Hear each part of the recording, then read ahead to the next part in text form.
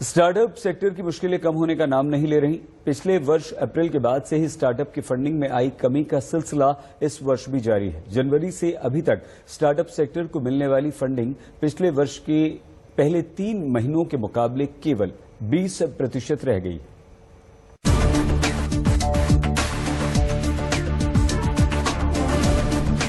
बीता साल स्टार्टअप की फंडिंग के लिहाज से काफी कमजोर साल साबित हुआ था। 2022 में रूस यूक्रेन युद्ध के बाद से स्टार्टअप की फंडिंग में ऐसी गिरावट आनी शुरू हुई थी कि इसके असर से भारत समेत दुनिया भर में स्टार्टअप कंपनियों ने भारी छटनी की थी। ताजा आंकड़ों के मुताबिक इस साल भी फंडिंग को लेकर कारोबारियों और निवेशकों में ज्यादा उत्साह नजर नहीं आ रहा। उन्हें आशंका है कि फंडिंग को लेकर जारी ये ठंडा रुख अभी लंबा खिंच सकता है। हालांकि जानकारों का मानना है कि पिछले साल के संकट से उबरने के बाद इस साल में बैंकिंग संकट तक का एक क्षेत्र साहस के साथ सामना कर रहा है। बीते कुछ वर्षों से इंडियन स्टार्टअप सिस्टम काफी बेहतर प्रदर्शन कर रहा है और हम दुनिया में फास्टेस्ट ग्रोइंग और स्ट्रॉन्गेस्ट स्टार्टअप इकोसिस्टम के तौर पर उभर रहे हैं। इसके साथ ही हमारी कंडीशंस भी यूएस के स्टार्टअप की तुलना में काफी बेहतर है। जहां दुनिया के स्टार्टअप अपने ह्यूमन रिसोर्सेज में कटौती कर रहे हैं, वहीं देश के स्टार्टअप अपनी अच्छी आर्थिक स्थिति के कारण हायरिंग कर रहे हैं। वीसीज के सवाल अब सिर्फ इनोवेशन को तक सीमित नहीं रहते हैं।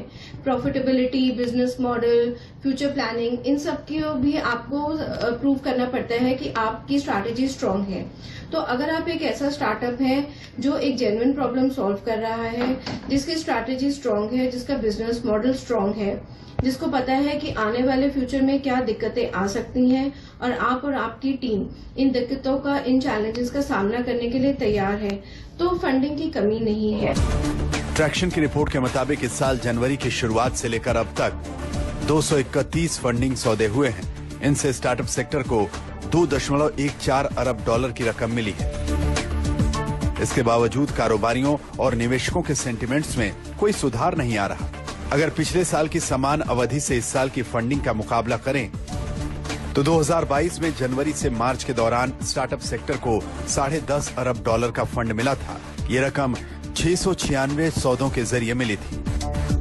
फंडिंग की रफ्तार घटने की वजह रकम में कमी नहीं है, बल्कि फंडिंग कम होने से तो वेंचर कैपिटल के पास बिना निवेश की गई रकम 7 साल के उच्चतम स्तर पर पहुंच गई है। इसकी वजह है निवेशक स्टार्टअप की वैल्यूएशंस में गिरावट का इंतजार कर रहे हैं। जानकारों के मुताबिक फंडिंग के लिए अब वेंचर कैपिटल फंड थोड़े सतर्क हो गए, लेकिन अगर उन्हें कंपनी की क्षमता पर भरोसा है तो वो थोड़ा बहुत अपनी शर्तों के मुताबिक फंड देने को राजी हो जाते हैं। ऐसे में माना जा रहा है कि भविष्य में प्रदर्शन के आधार पर स्टार्टअप्स को फंड मिलेगा।